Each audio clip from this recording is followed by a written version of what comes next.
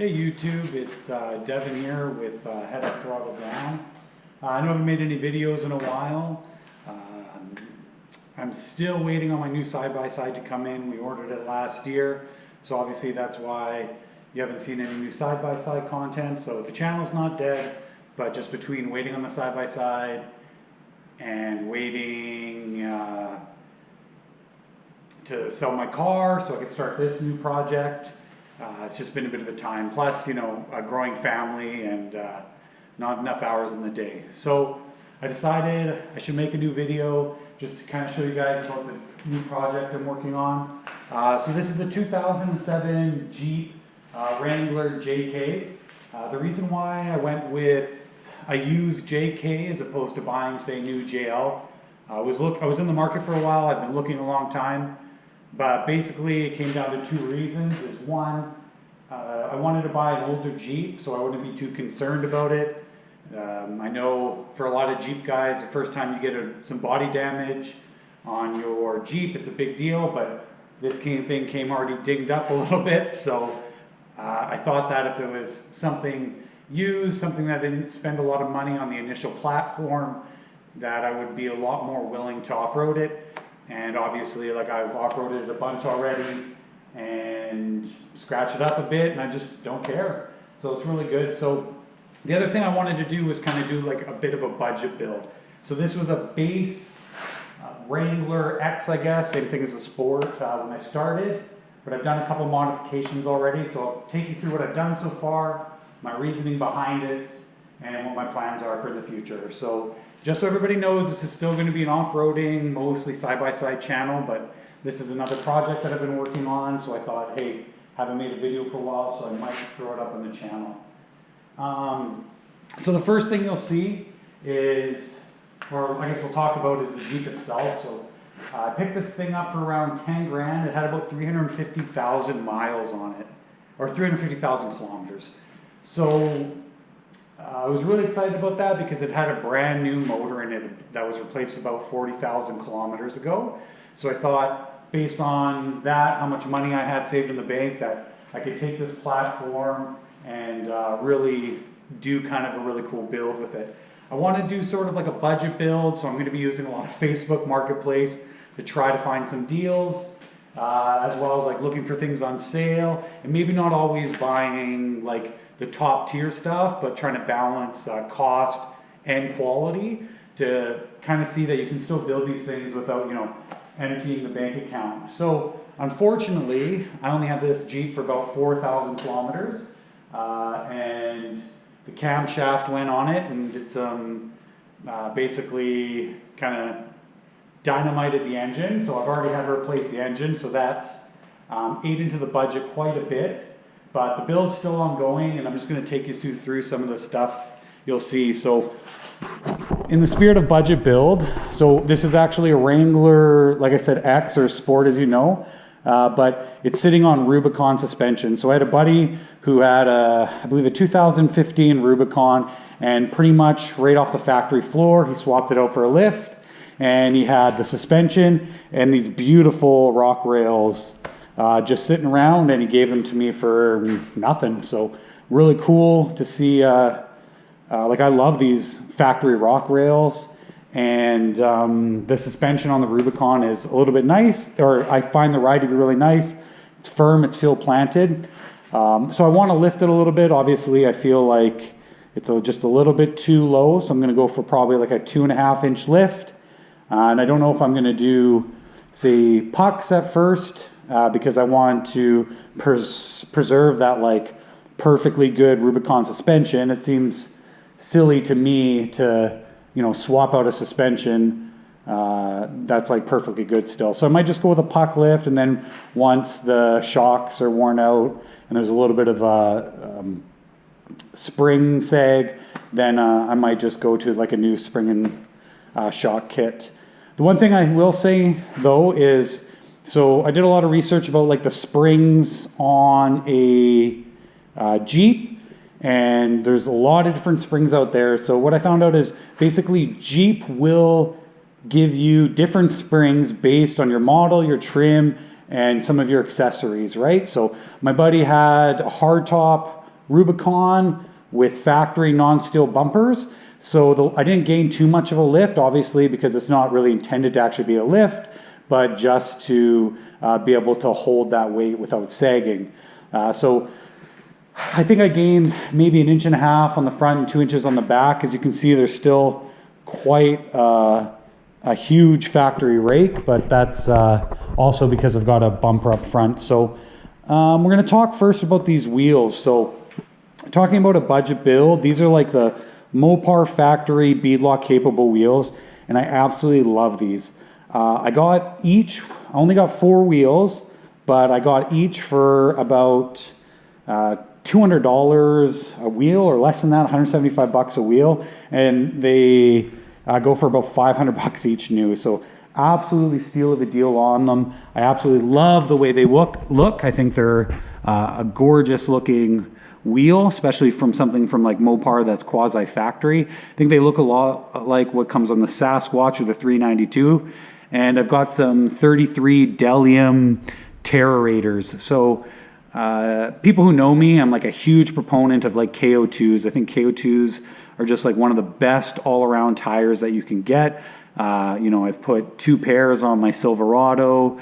I'll probably put them on my side-by-side when I get them. But I wanted to try a little less known brand and something that was a little bit more budget friendly. So looking at a set of KO2s right now in a size 33, they're almost like $450 a tire. So quite expensive. And I know you can find deals and stuff, but I didn't really want to wait for like a really good deal to come up on them. So I went with these. They are 3 Peaks rated. They're the Delium Terra Raider tires. And I've actually been blown away by like a kind of more of a budget friendly tire. They handle really good in the snow, had no issues on the ice. And I think they're just really aggressive looking. Like they look super cool. I believe they are a 10 ply or maybe an 8 ply. I can look that up and put it down in the comments, but just really impressed with these tires so far. I'll see how they wear and how many kilometers I get out of them, but their on-road, off-road performance has been outstanding so far. So instead of ordering another one of these wheels for $500, I decided to just buy a full-size steel so that, if I have a flat on the trail, I can just swap it out with that and then eventually swap the rim over. And I honestly plan I'll rotate this tire in, so it'll be a little bit more of a hassle than, if you had 5 wheels. But in the spirit of a budget build, I think it kind of makes more sense to go with something like that. So moving on, I would say the next big modification that I've done to the Jeep will probably be this bumper and winch combo here. So this is the Smittybilt XRC stubby bumper.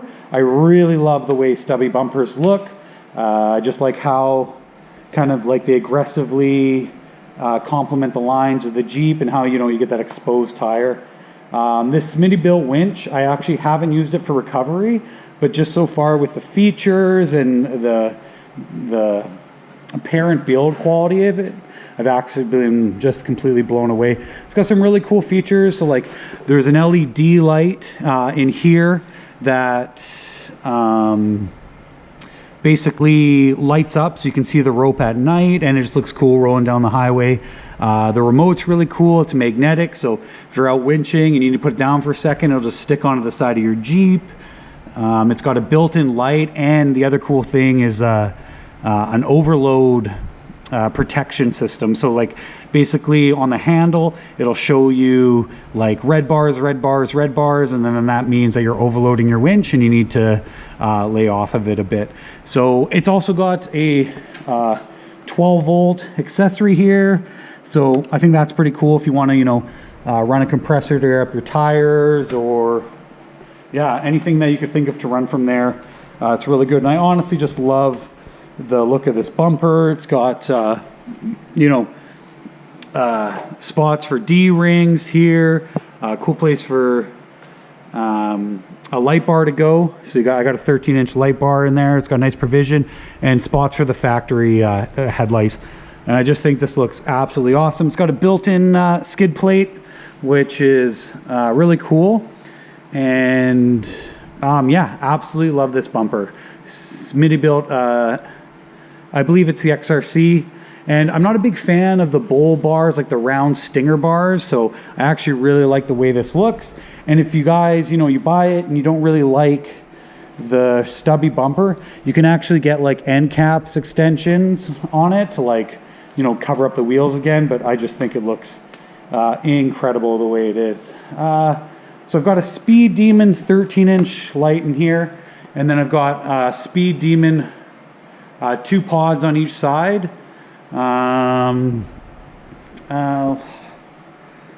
I think I've been really blown away with these Speed Demon lights. Like I said, I've been trying to do kind of like a budget, but still kind of have like quality products, but not at the top price point. And I've been absolutely blown away by the balance that Speed Demon has between high quality, but affordability too. You get into some of the other light manufacturers and, you're paying $200 for, a pod. It seems a little unrealistic to me for the average Jeep buyer to expect to kind of spend that kind of money on a light. And these things cast a ton of light. I absolutely love them. The other thing I've done is obviously replace the hood latches, because especially like not coming from the Jeep platform, that hood flutter that the stock hood latches had was just absolutely terrifying. So I got these hood latches from Rugged Ridge, and they are incredible. They hold the hood down really well. There's absolutely no hood flutter anymore, and yeah, they're really good. I think moving on inside of the Jeep, I'll just kind of show you some of like my interior accessories. I haven't done much. So it's a manual transmission. So far I've just got the DV8 transmission knob and the 4x4 select. I've got this really cool tray from Rugged Ridge. It's got like basically a cell phone mount holder, but I just swapped that out for a RAM mount camera threaded thing, a RAM mount arm. And this is basically where I mount my iPad, and it's really cool. So I got my maps, navigation, music, all pumping through this, like very old school radio system that I have absolutely no need to upgrade, because I just use my iPad. And yeah, it's really good. I can't complain about that. I found like a lot of mounting accessories for the Jeep JK, and especially iPod RAM mounts. I got super complicated, like needing to mount things to the floor, and I usually find like a simple solution is the best solution. So I really like this. It's great for when I'm on the trail and I need to stop. I can put my drone on the roof, fly my drone up, and fly it all in here from the warmth of my vehicle. One of the first modifications that I think any Jeep owner should buy is one of these switch panels. So before you start modifying your Jeep, you're going to put lots of lights, you're going to have lots of features. So I highly suggest you get this. So this basically puts a switch box underneath the hood, and then you run all your lights and stuff into it, and then you can just switch them on from here. So you don't need to be cutting out the dash for any switch panels, or rewiring them after you have a couple switches and then you're like, oh shit, like I'm getting too many lights here, I'm running out of room. This is a perfect solution. So it's got, like, I just have it mounted on a magnetic Scotch mount, just plugs in right here, it lights up. You get all these different kind of stickers, and this thing I think was $200 off of Amazon. So I'm really impressed with like the quality and the fit and the finish. And like I said, it comes with like its own fused box. It's a little tricky to find a place to mount it, especially I find with these 3.8 liters, because there's kind of like a lot going on underneath the hood. But you can find something. Like I literally just mounted mine on top of my airbox, and it makes it a little bit inconvenient when I need to clean the filter or whatever. But I'm not cleaning the filter that often where it becomes that much of an inconvenience. So really love that. I just got a cheap little Canadian Tire special massage and heat for my seat, just because I've got a really bad back, so that kind of helps you out when you're driving in the Jeep, which isn't exactly the smoothest ride. And as you can see, I've got just some traction boards and a shovel mounted on the back just for easy access. And all I've got in the back right now is just first aid kit, jumper cords, some recovery tools, and some other hand tools. So, you know, bright orange box, got this from Princess Auto, I think it was like 20 bucks. And, you know, snatch block, tree saver, an extra extension rope, and that's pretty much all I've got for recovery tools so far. And obviously the shovel and the traction board.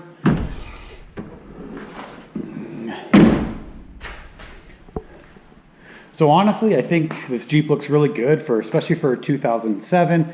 It's a manual.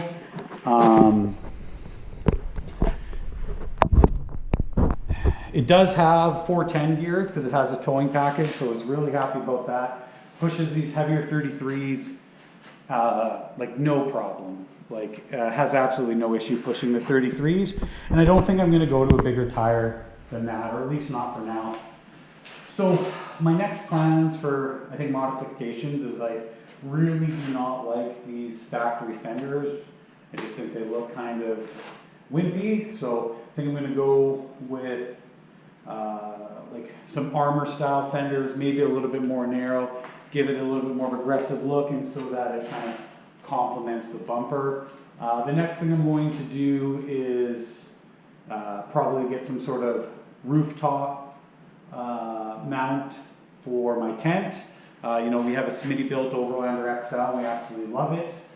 We have a rack on our truck so that we would, you know, take our side-by-side, hook it up with the trailer, and be able to camp and then go side-by-siding. So I want to get something so I can mount it on here, and if we decide to go, you know, we don't want to go side-by-siding, or we want to just go camping out of the Jeep, that we can just swap it back and forth from the two vehicle platforms.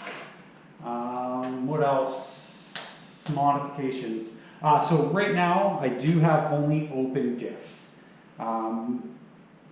And like, I know a lot of guys have said on me on the forums, oh, just drive it with open diffs for a while, but I've already kind of found the limit of traction. So I'm kind of going back and forth. Like I said, I want this to be a budget build, and I don't want to, like, because there's a Dana 30 in the front right now, and a Dana 44 in the back. So I think I'm going to try, what I would like to do is maybe to do a Detroit True Track in the back and in the front. Because then it's like, you know, there's no wiring, there's no switches, you don't have to run any air for air lockers,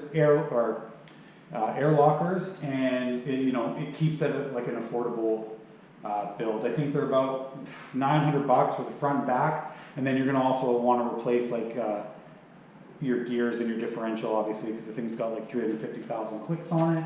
So I think for getting you know, a limited slip differential in the front and back for probably around 2,500 bucks, including installation. I think that's the way I'm going to go, rather than say doing like a lunchbox locker in the back and an E-locker in the front, or an LSD in the front.